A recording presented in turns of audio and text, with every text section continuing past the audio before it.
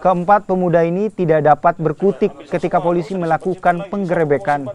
Selain menangkap, keempat pemuda, polisi juga menemukan sejumlah barang bukti yakni alat isap sabu, telepon seluler, dan sabu 10 gram yang disembunyikan pelaku.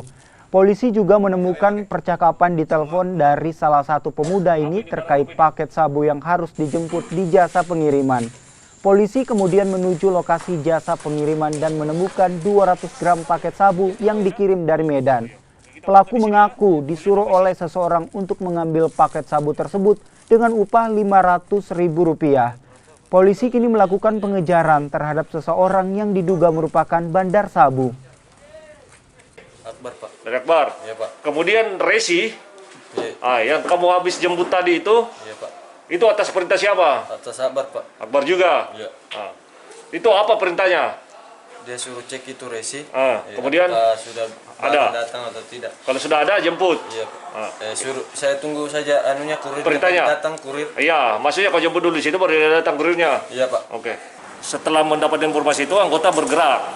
Setelah menyentuh tempat kos tersebut, anggota menemukan 4 orang yang diduga baru saja selesai mengkonsumsi.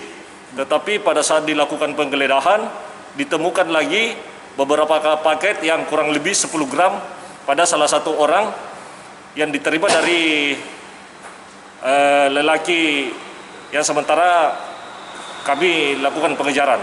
Seperti itu.